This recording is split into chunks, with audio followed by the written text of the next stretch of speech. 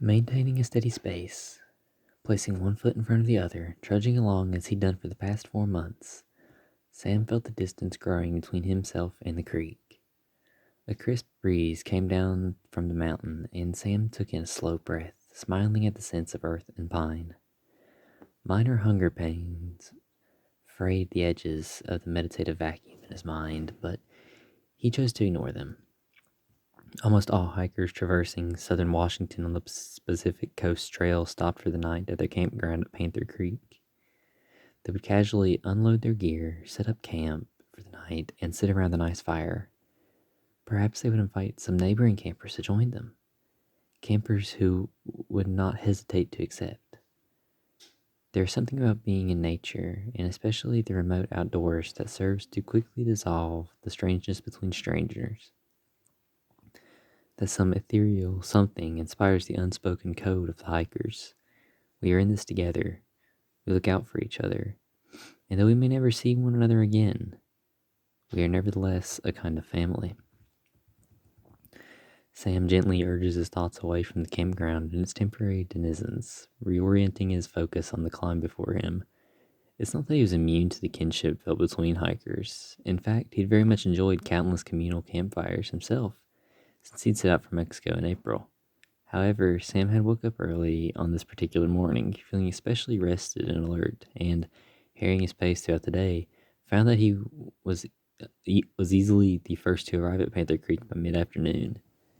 Standing alone at the bridge across the creek, a kind of restlessness had nagged at him, feeling uncharacteristically agitated, maybe even a bit little maniac. Sam had decided to press on and hike late into the evening.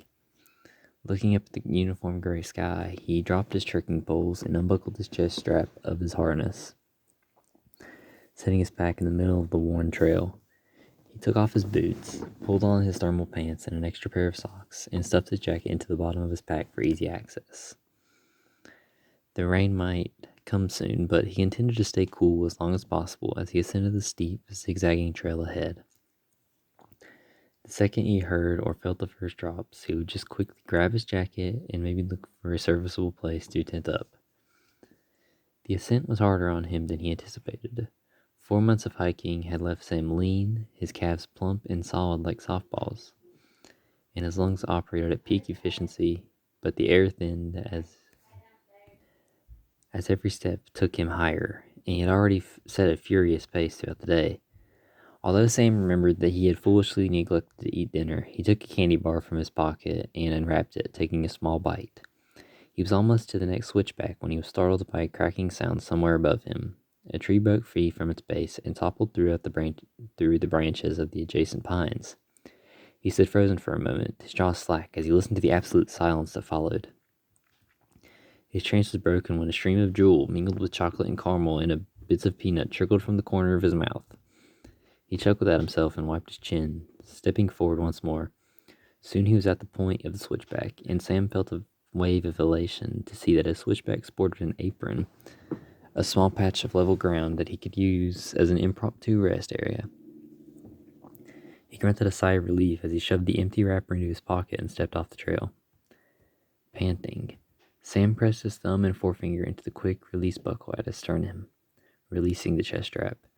That's when he heard it, the crackle of thunder, but no, this was close. This was near him, and the sound was growing. He turned to the slope above him and saw it was too late. The tree was falling into him. He tried to fall backward, twisting away, and managed to take his head out of the trunk's path, but it slammed down onto his right shoulder. Instead, then he was falling and rolling down the mountain. He flew into the air, flipping madly, and when he landed, his left heel dug into the dirt and his face slammed next to it, breaking his nose. He rolled and flew again, inverted and facing the hill, but his right arm slammed into a tree trunk, spinning him like a top in the air. The world spun madly for Sam as he managed a single thought: I'm dead, before the snapping of branches ushered him into darkness. Pain and cold. Sam awoke and immediately regretted it. He couldn't even tell what hurt at first in his foggy-headed delirium. In his first waking moments, Sam knew only that everything hurt and that he was freezing, tired, and confused. There was a rushing sound and a copper smell, and what little he could see in the darkness, blurred in pinpoints of light, danced over everything. Everything around him was soaked, so it must have rained at some point, but the clouds had thinned somewhat as he slept. The damp that he could see sparkled in what little moonlight filtered through the branches above. He tried to take a breath, and a sharp pain in his chest made him cough, bringing him a new understanding of misery. The world spun as he struggled to breathe, struggled to keep from coughing. His ribs were broken, his lungs were punctured, his breathing shallow and quick. He decided to take stock. He decided to lift his left leg, but pain sliced across the back of it, just under his buttock. Something was torn there. A wave of nausea hit him, and he tried to cover his mouth, but the contents of his arm slapped against his side. His right shoulder hurt where the tree had struck him, and his right arm was shattered, though numbness saved him from whatever agony might come later. He focused on controlling his breathing, and after several minutes, the nausea passed. Even lying still, he couldn't seem to get enough breath. His back ached along its entire length, but miraculously, his left arm and right leg were relatively functional. Aside from a few minor scratches, that is. His head throbbed through it all, and he was so incredibly cold. His mind eventually cleared, though the headache remained, and he found he was able to turn his head slightly from side to side, despite a tightness in his neck. He took in his surroundings. His phone was gone, his backpack was gone. It had flown from him during the tumble and was probably halfway up to the apron. However far that was, he had no idea. The emergency satellite GPS messenger was clipped to the side of his pack where it would do him no good. The candy bar wrapper was still in his left pocket, but he had missed the chance to catch rainwater with it. He thought of the 3-liter water bladder in his pack and imagined sucking on the nozzle. Imagined the relief that even the slightly rubbery tasting water would provide.